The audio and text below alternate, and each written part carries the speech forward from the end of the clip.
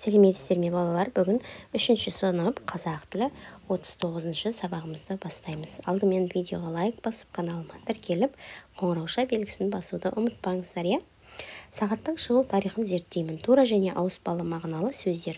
9-шы жаттығу жұмбақты оқып шешуін тап дейді. Таңдайы тақ-тақ, талмайтын неткен жақ. Бір өзінде екі тіл сөйлемейді бірақ. Бұл жұмбақтың шешуі сағат.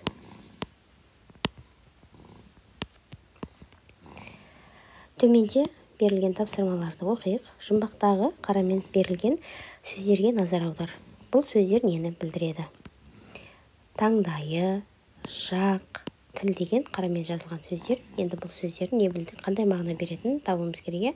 Таңдай дегеніміз ауыз қуысының үстіңгі жағындағы тілге қарама-қарсы орналасқан жұқа қабыршық ет. Жақ дегеніміз адамның және жан-жануарлардың бас сүйегінің астыңғы бөлігі. Ал тіл дегеніміз жан-жануарлардың адамның дәм сезетін, сосын адамдардың сөйлеу дыбыстарын шығаратын ауыз қуысындағы негізгі мүше.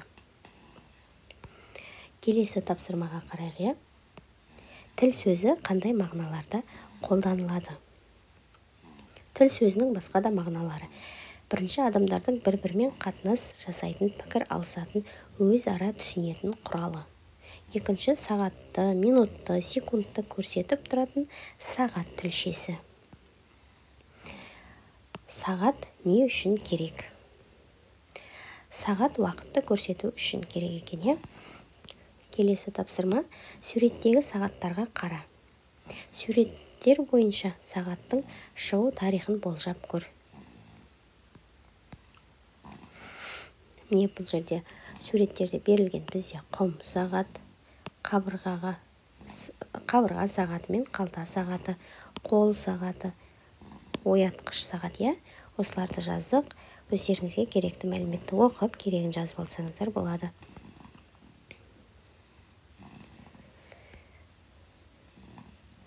Келесі тапсырмаға отбасы мүшелері қай сағат түрін пайдаланады?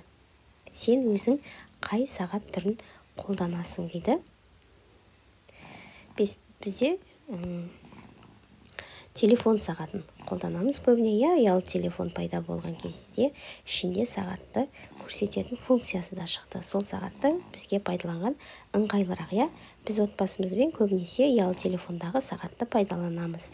Әкем мен анам қол сағатын да қолданады. Мәліметке қарайық. Сөздер өзінің негізгі мағынасынан басқа мағынада да қолданылады. Мысалы, тіл, дене мүшесі сағаттың тілі. Дене мүшесі бізде тура мағына болса, сағаттың тілі ауыспалы мағына. 10-шы жаттығу берілген сөздер тобын пайдаланып сөйлем құрап жаз дейді. Алтын уақыт, алтын сағат. Алтын уақыттың қадірін білу маңызды. Алтын уақыт адамға бір-ақ рет беріледі. Әкем анамның туған күніне алтын сағат сыйлады. Нарықта алтын сағаттың бағасы жоғары деп сөйлем құрап жаздық. Енді төменде көрсетілген тапсырмаларды орындайық. Берілген сөздер тобында алтын сөзі қандай мағынада қолданылып тұр деп ойлайсың дейді. Алтын уақыт ауыспалы мағынада, уақыттың бағалы екендігін айтылып тұрса, алтын сағат тура мағынада. Сағаттың қандай металдан жасалғаны айтылған. Келесі алтын уақыт деп неліктен айтады? Әрбір уақытымыз қымбат болу керек. Біз оны үнемдеп пайдалы нәрсеге жаратуымыз керек. Уақыт деген бір-ақ рет беріледі. Сондықтан қымбат болғандықтан алтынмен теңеген. Келесі тапсырмаға қарайық. Өзің уақытты қалай пайдаланасың? Осы сұрақтың жауабын топта талқылауға қатыс дейді.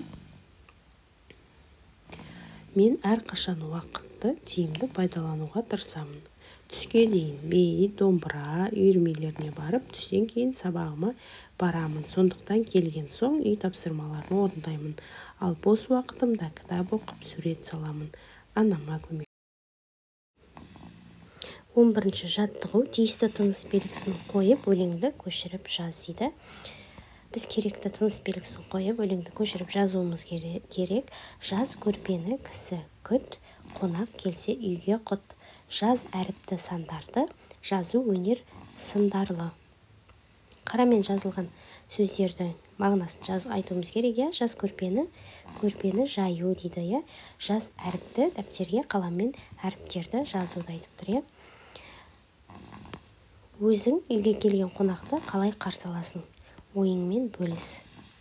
Біз қонақ күткенді ұнатамыз. Үйге қонақ келгенде алдымен амандасып, киімдерін алып ілеміз. Содан соң көрпе жайып, дастархан дайындаймыз деп жаздық. Өздеріңіз қиялдарыңызбен тағы да сөйлем қосамыз десеңіздер, қосымша жазсаңыздар болады. Осымен бүгінгі сабағымыз аяқталды. Келесі